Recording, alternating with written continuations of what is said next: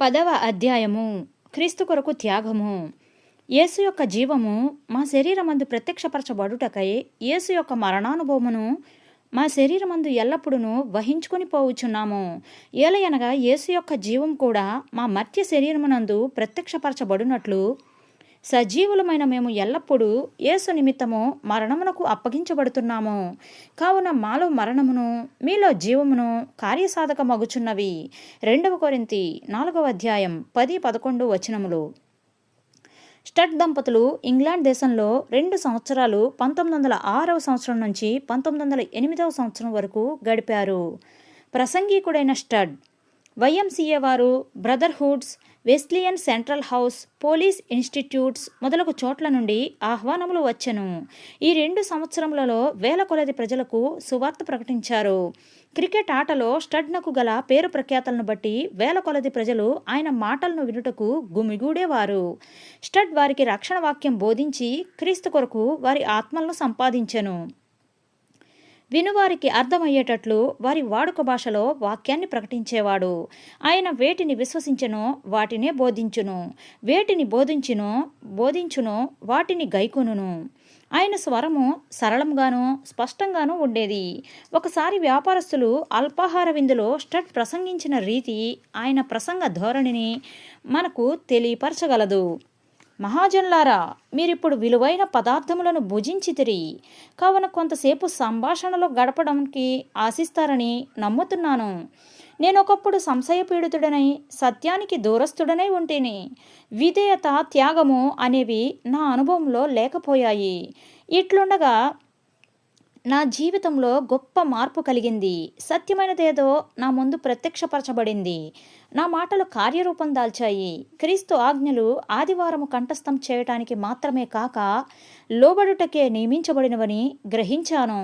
ప్రభువా ప్రభువా అని పలుమార్లు ఉచ్చరించుచు దేవుని ఆజ్ఞలను పెడచెవిని పెట్టుట మాని, దేవునిని నా నిజమైన తండ్రిగా భావించి కుమారుడు తన తండ్రిపై ఆధారపడు రీతినే నేనును దేవుని యందు నమ్మిక ఉంచుచున్నాను. ఆయనపై ఆధారపడుతున్నాను. ఆయన సహవాసమును అనుభవించుచున్నాను. జీవించుచున్న బంధుమిత్రాదులతో మాట్లాడే రీతిగానే దేవునితో మాట్లాడే అనుభవం నాకు దొరికింది. ఎవడైనను దేవునికి సమర్పించుకుని ఆయనకు లోబడుటకు సంసిద్ధుడు అయినచో యేసు క్రీస్తుతోటి సహవాసము ఎంతటి ధన్యకరమైనదో గ్రహించగలడు. స్టడ్ సమయమందును అసమయమందును వీధులలో సంచారం చేయుచు దేవుని వాక్యము ప్రకటించువాడు. ఎవరైనా ఆహ్వానించినప్పుడు వారి ఇండ్లకు వెళ్ళి రక్షణ వాక్యాన్ని బోధించేవాడు. 1906 నుండి 1909వ సంవత్సరంలో స్వదేశంలో గడిపిన తరువాత స్టడ్ దంపతులు తిరిగి ఇండియా దేశానికి పోవడానికి ఆశించుచూ ఉండిరి. ఈ సమయమున లివర్పూల్ పట్టణంలో ఒక గోడపై ఆఫ్రికాలో నరమాంసభక్షకులు మిషనరీలను కోరుతున్నారు అనే ప్రకటన పెద్ద అక్షరాలతో వ్రాయబడి ఉండుట స్టడ్ కనుగొని ఆశ్చర్యచకితుడయ్యాడు. స్టడ్ తనలో తాను వారికి మిషనరీలు కావలసిన కారణాలు చాలా ఉండును అని పలికి లోనికెళ్ళి చూడగా ఆఫ్రికా సంచారం చేసి తిరిగి వచ్చిన డాక్టర్ కార్ల్ క్యూమ్ అనే అతడు ప్రసంగించుట కనుగొన్నాడు. డాక్టర్ క్యూమ్ ఆఫ్రికాలో సువార్త ప్రకటించవలసిన అవసరతని గురించి ఇట్లు చెప్పారు.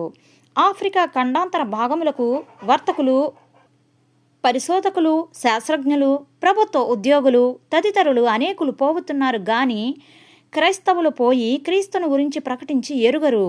ఆ ఖండవాసులు క్రీస్తుని గురించి విని ఉండలేదు. ఈ మాటలను వినిన స్టడ్ బహు సిగ్గుపడ్డాడు. క్రైస్తవులెవరునూ ఎందుకు పోలేదు అని తనలో తాను ప్రశ్నించుకొనగా, నీవెందులకు పోకూడదు అని దేవుడు ఆయనను తిరిగి ప్రశ్నించెను. నేను వెళ్ళుటకు డాక్టర్లు అనుమతి ఇయ్యరు అని స్టడ్ చెప్పెను. అందుకు దేవుడు, నేను మహావైద్యుడను కానా? నిన్ను క్షేమంగా ఆఫ్రికాకు తీసుకొని పోయి అచ్చట నిన్ను కాపాడలేనా? సందేహాలకు తావీయక వెళ్ళవలెను అని హెచ్చరించెను. కానీ ఎట్లు వెళ్ళగలడు? 50 సంవత్సరాల వయస్సు, 15 సంవత్సరాల నుండి రోగంచే పీడించబడుతున్నాడు. మధ్య ఆఫ్రికాలోని వేడివిని ఎట్లు సహించగలడు? వెళ్ళినచో ధన సహాయము చేయడానికి కొందరు నిశ్చయించారు. కానీ డాక్టర్లు ఎవరునూ ఆయన ఆరోగ్య విషయమై తృప్తికరంగా చెప్పనందున వారు సహాయం చేయడానికి నిరాకరించారు.